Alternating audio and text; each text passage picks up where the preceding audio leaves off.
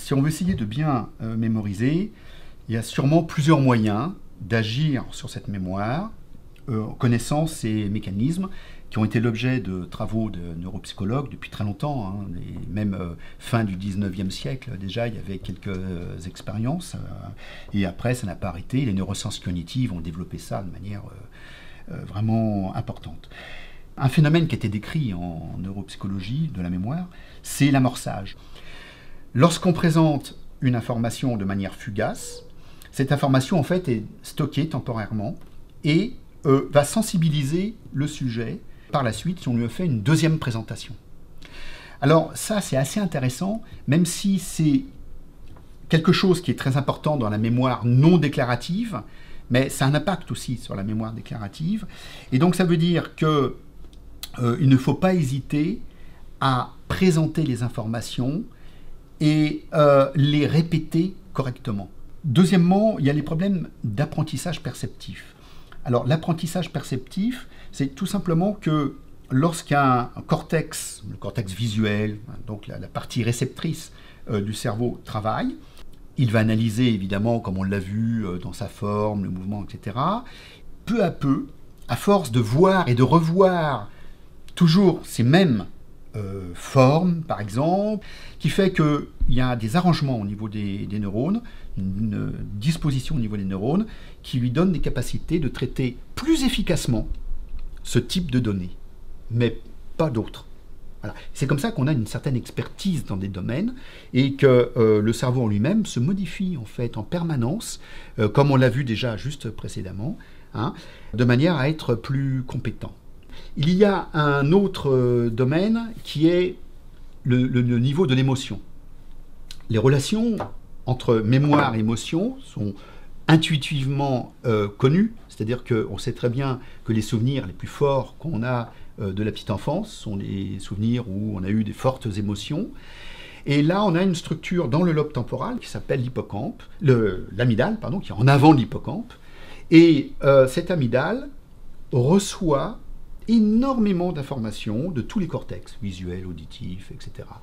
Et surtout, cette amygdale va fournir une indexation affective, donc un niveau émotionnel à toutes nos activités, plus ou moins important, mais c'est la porte d'entrée du circuit de l'émotion, c'est-à-dire en fait dans le système limbique.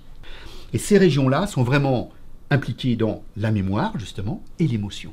Et d'ailleurs, c'est intéressant de voir qu'en fin de compte, mémoire et émotion sont traités par des circuits très proches, en plus. Et que mémoire et émotion sont influencés, en fait, par l'ensemble des lobes, puisque tous les lobes, et notamment les lobes perceptifs, hein, ceux qui perçoivent, vont se projeter sur ces régions-là, hein, sur l'hippocampe pour la mémoire et sur l'amygdale pour l'émotion. Voilà. Donc, motivation et surtout affect vont être importants dans ces problèmes de rétention et de stabilisation des données pour arriver à une mémoire à long terme.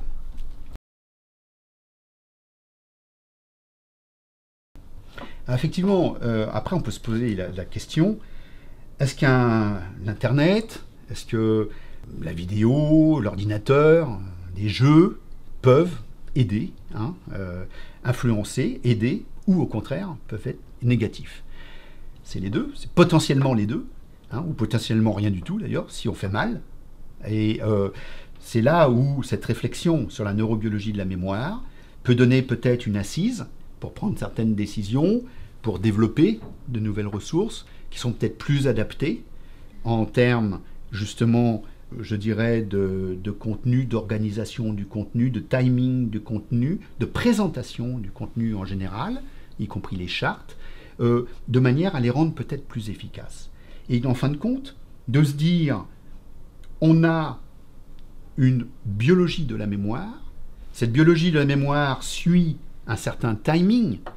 Si on veut le faire en 2 heures et que ça peut se faire qu'en 3 jours avec beaucoup de répétitions, eh bien ça ne marche pas. Et donc il va falloir prendre les dispositions pour s'adapter à ce moment à ces modalités biologiques pour être beaucoup plus efficace. Il y a le problème aussi du sommeil et de l'hygiène de vie. Il y a un travail qui se fait aussi pendant la nuit. Donc là aussi, le timing est important, hein. Alors là, on n'est plus dans le même domaine, c'est le domaine de la consolidation, hein, de la mémoire, mais c'est tout à fait important. Je crois que c'est une grande chance qu'on a, mais il faut la saisir. Il y a effectivement des contraintes qui sont les contraintes économiques, des contraintes de savoir ou de savoir-faire tout simplement, qui font que actuellement, si on regarde un petit peu l'état des lieux, bah, les gens vont mettre des PDF sur Internet ou vont mettre des vidéos et puis ils sont très contents. Bon, c'est pas mal, mais je pense que c'est pas là le vrai intérêt de ces médias. Sur un plan, je dirais, le lien avec un plan neurologique, c'est qu'il faudrait profiter justement des connaissances de ces procédures de mémorisation pour essayer d'adapter ce qu'on va mettre en ligne. Et du coup, là, on fait travailler mieux la mémoire, puisque d'abord, on va essayer de reprendre toujours les mêmes items, on va faire une véritable charte de communication. Cette charte de communication, elle peut être dans l'illustration, où on va suivre un jeu de couleurs pour montrer en anatomie, par exemple, des noyaux. Bah, tel noyau, il est toujours rouge tout le long. Et à la fin, bon, c'est clair, c'est net, il n'y a pas de difficulté. Ensuite, dans cette charte de communication, il ne faut pas hésiter effectivement à répéter des éléments, à avoir vraiment des dispositifs graphiques ou dans la police elle-même, etc., avoir une hiérarchie de communication de manière à ce que tout soit clair d'emblée, que la mémoire visuelle, hein, en plus du message, il y a un autre message qui est un message plus spatial, plus conceptuel sur la présentation des données. Et ça va aider l'étudiant à retenir par la suite. Donc il faut utiliser tous ces moyens. L'autre problème, c'est on a appris avec des bons documents. Très bien. Mais après, est-ce qu'on a appris? On peut se poser la question. Est-ce qu'on a retenu? Surtout, on a appris, c'est sûr. Mais est-ce qu'on a retenu? C'est plutôt ça la question. Il faut vraiment s'auto-évaluer. La connaissance de son apprentissage est toujours difficile par soi-même.